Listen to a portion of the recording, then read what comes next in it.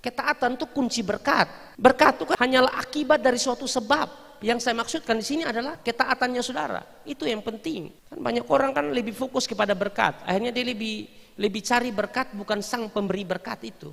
Itu yang salah saudara. Jangan ajar Tuhan soal berkat. Anda lakukan saja apa yang Tuhan mau dengan setia, dengan tulus, dengan taat. Tidak hitung-hitungan. Saudara lihat nanti Tuhan berkati saudara luar biasa.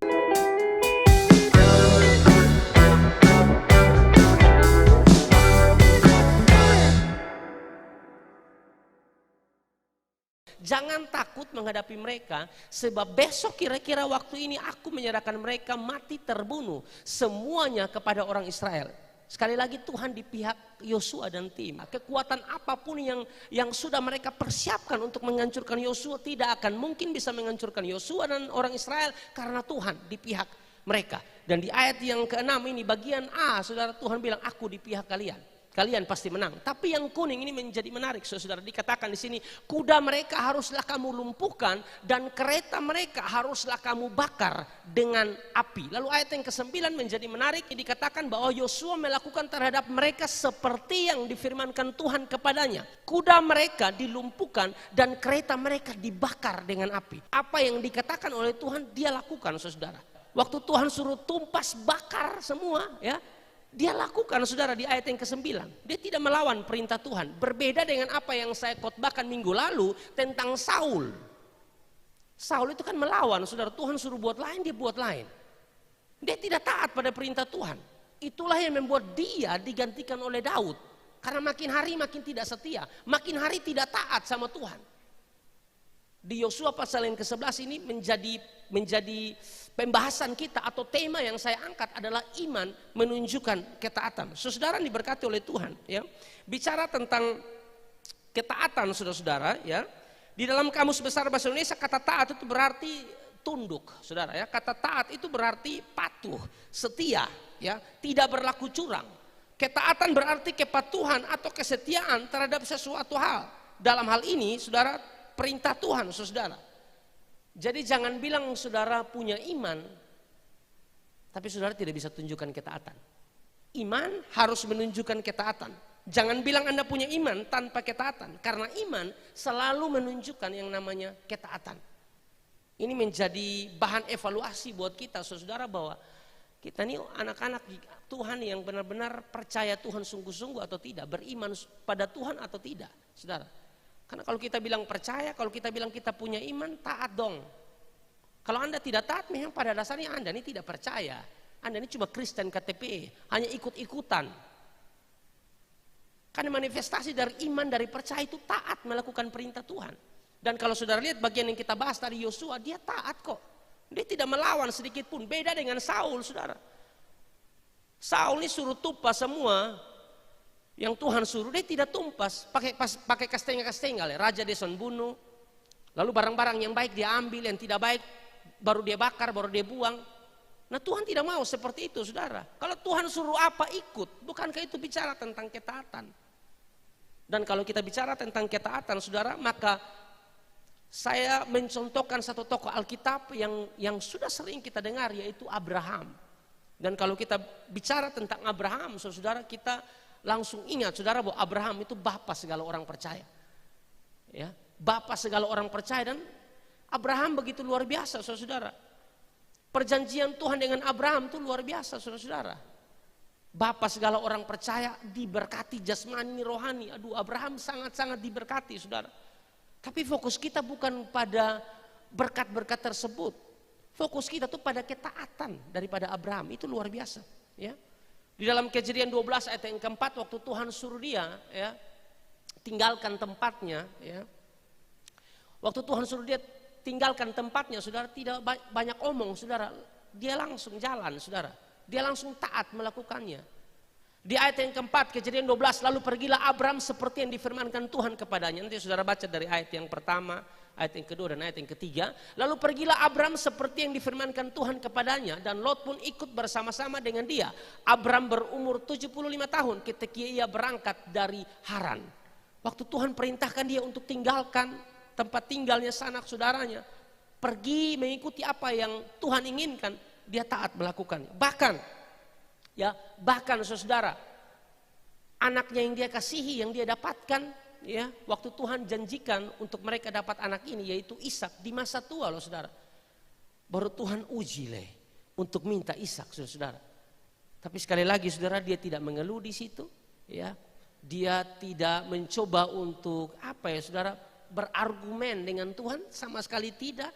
Dia tetap menunjukkan yang namanya ketaatan. Coba dikatakan di dalam Kejadian pasal yang ke-22 ayat yang kedua, saudara, firman-Nya, ambillah anakmu yang tunggal itu, Ishak, yang engkau kasihi, yakni Ishak, pergilah ke tanah Moria dan persembahkanlah dia di sana sebagai korban bakaran pada salah satu gunung yang akan kukatakan kepadamu. Lihat, Tuhan sudah janjikan Ishak dapat di hari tua, giliran sudah dapat anak, Tuhan minta kembali, saudara. Meskipun di bagian ini kan hanya ujian untuk Abraham. Tapi Abraham tidak mengeluh. Alkitab tidak memberikan keterangan bahwa Abraham mengeluh. Alkitab tidak memberikan keterangan di situ Abraham berargumen dengan Tuhan. Tidak. Abraham langsung siapkan segala sesuatu dan jalan. Siap-siap untuk persembahkan anaknya yang tunggal ini, Ishak, sebagai korban bakaran. Dan Tuhan lihat bahwa Abraham itu begitu luar biasa, saudara. Ya, ketaatannya sungguh luar biasa dan patut diteladani, patut dicontohi oleh setiap kita. Kita ini kalau bicara Abraham selalu fokus di berkat. Coba kamu fokus ke lain, fokus di ketaatannya, saudara. Ketaatan itu kunci berkat. Berkat itu kan hanya bonus, berkat itu hanyalah akibat dari suatu sebab. Yang saya maksudkan di sini adalah taat saudara, ketaatannya saudara. Itu yang penting. Kan banyak orang kan lebih fokus kepada berkat. Akhirnya dia lebih cari berkat, bukan sang pemberi berkat itu.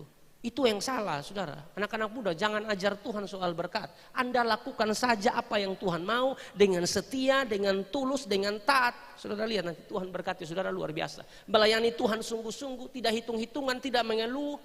Saudara lihat nanti, seperti Abraham diberkati, saya percaya Anda pun pasti diberkati oleh Tuhan. Sesuatu yang tidak berharga itu mudah kita lepaskan. Tapi sesuatu yang berharga itu sulit loh saudara, untuk saudara bisa lepaskan. Dan ini Ishak, saudara, anak yang dapat di masa tua nih, kita harus kasih di Tuhan lah. Tuhan sudah janji, giliran sekarang Tuhan minta lah. Tapi Tuhan yang suruh, harus taat melakukannya. Dan saudara lihat waktu dia taat melakukan ini, saudara, Tuhan janjikan sesuatu yang luar biasa. Berkat Tuhan mengalir dalam kehidupan Abraham, saudara, akibat dari ketaatan Abraham. Dikatakan di dalam Kejadian pasal yang ke-22 ayat yang ke-16. Katanya, aku bersumpah demi diriku sendiri, demikianlah firman Tuhan, karena engkau telah berbuat demikian dan engkau tidak segan-segan untuk menyerahkan anakmu yang tunggal kepadaku, maka aku akan memberkati engkau berlimpah-limpah dan membuat keturunanmu sangat banyak seperti bintang di langit dan seperti pasir di tepi laut, dan keturunanmu itu akan menduduki kota-kota musuhnya. Ini sedang bicara tentang berkat Tuhan. Ini yang tadi saya bilang, saudara, berkat hanyalah akibat dari suatu sebab. Dia taat dulu baru ini datang, saudara, baru berkat mengalir. Iman harus menunjukkan ketaatan. Jadi kalau saudara bilang saudara orang-orang yang beriman, kalau saudara bilang saudara punya iman, saudara percaya kepada Tuhan, pertanyaannya mana ketaatanmu? Iman tanpa perbuatan itu mati. Yakobus pasal yang kedua ayat yang ke-14, saudara, berkaitan dengan tema kita ini. Dikatakan di sini bahwa apakah gunanya saudara-saudaraku jika seorang mengatakan bahwa ia mempunyai iman padahal ia tidak mempunyai perbuatan? Dapatkah iman itu menyelamatkan dia? Saudara diberkati oleh Tuhan kita Yesus Kristus. Dalam Yakobus 2 ayat yang ke-14 ini, saudara, berkaitan dengan tema kita. Iman harus menunjukkan perbuatan, saudara. Jangan ngomong iman, saudara, tanpa perbuatan, saudara. Meskipun saudara mungkin kalau baca bagian ini, saudara lihat ada ayat bilang, dapatkah iman itu menyelamatkan dia? Lalu yang cerdas akan berpikir bahwa berarti ada yang salah dengan khotbah pendeta, bahwa keselamatan itu karena iman. Tapi di sini kalau dilihat dikatakan, dapatkah iman itu menyelamatkan dia? Kalau iman itu tanpa perbuatan. Saudara-saudaraku yang dikasih dalam Tuhan Yesus Kristus, ya, tidak ada pertentangan di sini antara surat Yakobus dan surat Paulus. Kok di surat Yakobus bilang harus iman, harus ada perbuatan. Berarti perbuatan ada andil dong dalam keselamatan. Mungkin Anda bertanya begitu di pikiran Anda seperti itu. Berarti selamat bukan karena iman kepada Yesus dong. Selamat juga ada tambahan yang namanya perbuatan. Sebenarnya kedua surat ini tidak ada pertentangan. Hanya saja Paulus dan juga Yakobus sedang berhadapan dengan orang-orang yang berbeda. Paulus menghadapi orang-orang yang berpikir dengan perbuatan baik bisa selamat, sedangkan Yakobus menghadapi orang-orang yang mengaku percaya tapi justru dalam kehidupan mereka tidak ada perbuatan baik, tapi justru mereka menunjukkan hal yang jahat, saudara. Jadi di sini menarik, di dalam Yakobus iman tanpa perbuatan itu mati.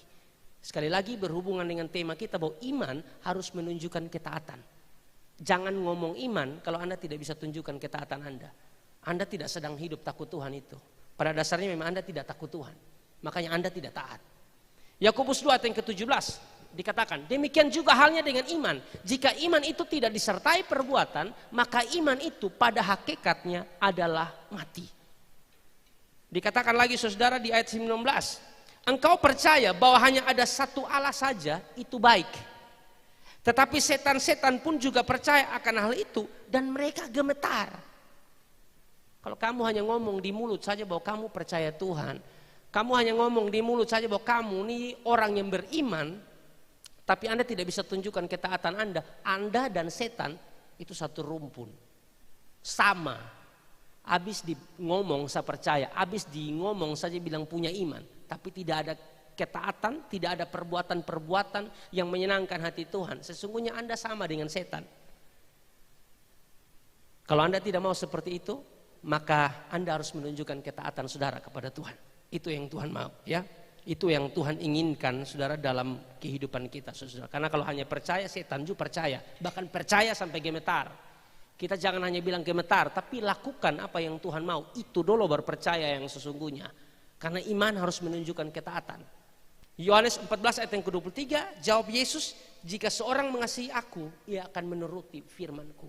Sekali lagi, kalau saudara mengasihi Tuhan, saudara akan menuruti apa yang Tuhan mau. Di ayat yang ke-24 sebaliknya, barang siapa tidak mengasihi aku, ia tidak menuruti firman-Ku. Ini menjadi pelajaran menarik bagi kita malam hari ini bahwa iman saudara harus menunjukkan ketaatan saudara, ya.